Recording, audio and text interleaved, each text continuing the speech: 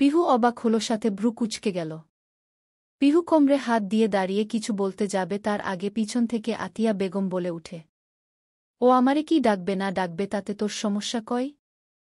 সাদি নিজের মায়ের কথায় যেন আরও রেগে গেল, তবুও শান্তভাবে বলল, ও তোমারে মামুনি বলে ডাকবে না মানে ডাকবে না। আতিয়া বেগম বিরক্ত হলেন, ছেলের আবার কি হয়েছে? আতিয়া বেগম কিছু বলতে যাবেন, তার আগেই পিহু মিনমিনিয়ে বলে উঠল, আমি ১০০ বার ডাকব আপনার কি? কথাটা পিহু আসতে বললেও সাদি স্পষ্ট শুনমতে পেল, মুহূর্তেই চোখে মুখে আবার রাগ দেখা দিল। সাদি পিহুর দিকে রাগী দৃষ্টি নিক্ষেপ করে রাগী কণ্ঠে বকে উঠে, কি বললি তুই, আর একবার বল। সাদির হুঙ্কারে পিহুসহ আতিয়া বেগমও কেঁপে উঠল।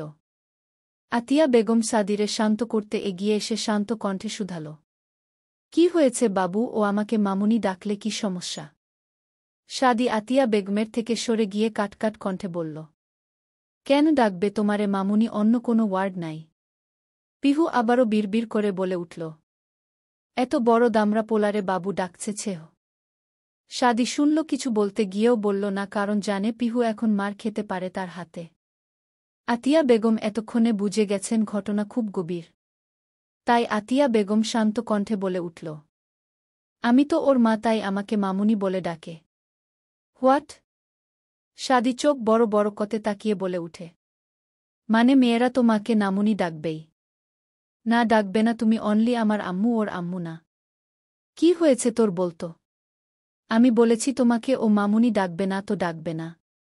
আতিয়া বেগম দেখল পিহুর মুখটা কালো হয়ে গেছে, হয়তো সাদির এমন বাড়াবাড়ির জন্য।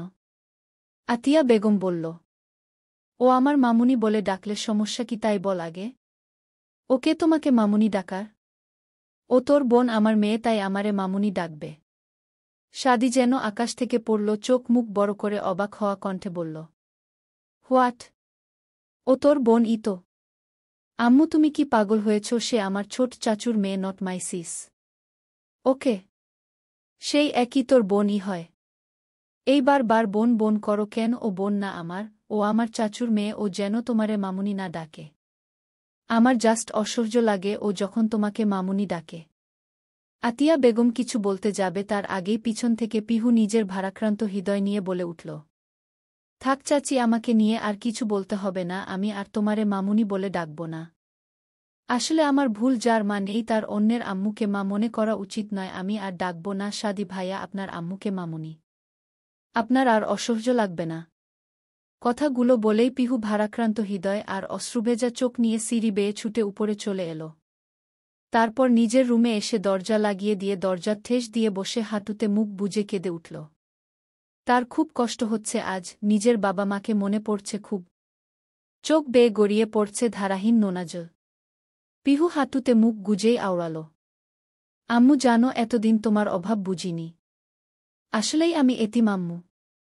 আমার কেউ নাই, আপুও নেই।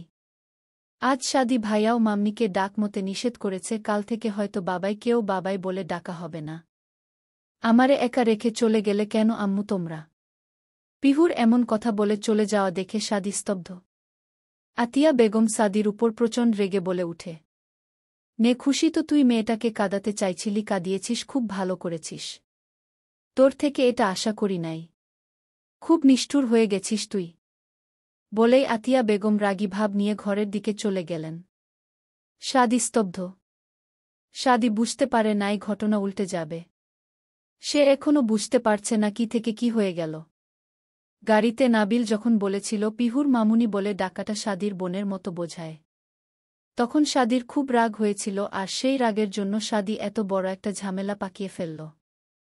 সাদি নিজের উপর নিজেই বিরক্ত, দুই হাত দিয়ে নিজের চুল টেনে ধরে জোরে নিঃশ্বাস নিল। সাদি বড় বড় পা ফেলে উপরে নিজের রুমে চলে এল। নিজের রুমে ঢোকার আগে পিহুর বন্ধ দরজার দিকে তাকিয়ে মনের কোণে একটু খারাপ লাগা কাজ করল, আসলেই সে কি কষ্ট দিয়ে ফেলল মেয়েটাকে। সাদি ভাবতে পারছে না। রুমে ঢুকে লাইট জ্বালিয়ে এপ্রনটা বাস্কেট ছুঁড়ে দিয়ে ওয়াশরুমে চলে গেল ফ্রেশ হতে। বেশ লম্বা সময় শাওয়ার নেওয়ার পরে সাদি ব্ল্যাক ট্রাউজার আর খালি গায়ে টাওয়াল দিয়ে চুল মুছতে মুছতে বের হল ওয়াশরুম থেকে। সাদি রুমে চারিদিকে একবার চোখ বোলাল না, সব গোছানো, তার মানে পিহু রুমে এসেছিল, সে ইচ্ছা করেই সব কিছু অগোছালো করে রেখে দেয় পিহুর জন্য। সাদি জানালার পর্দা টেনে দিয়ে লাইট অফ করে বিছানায় ক্লান্ত শরীর এলিয়ে দিল।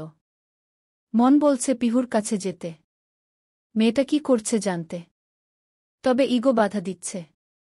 সাদি হাত চোখের উপর দিয়ে চোখ বুঝল আপাতত মস্তিষ্ক ঠান্ডা করা প্রয়োজন, যার জন্য ঘুম প্রয়োজন।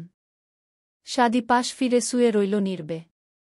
পিহু হাঁটু থেকে মুখ তুলে এগিয়ে চলল বেলকনির দিকে। বেলকনিতে গিয়ে কর্নারে থাকা দোলনায় বসে পড়ল, মাথা এলিয়ে দিল দোলনায়।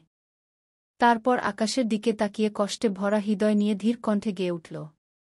বুকের ভিতর ফুটছে যেন মাছের কানকোর লাল, এত নরম। শাড়ির সুতো বুনছে যেন সেই লালের কঙ্কাল। বিপদ বড়, কথার ওপর কেবল কথা। সিলিং ছুতে চাই, নিজের মুখের আয়না আদল লাগছে অসহায়।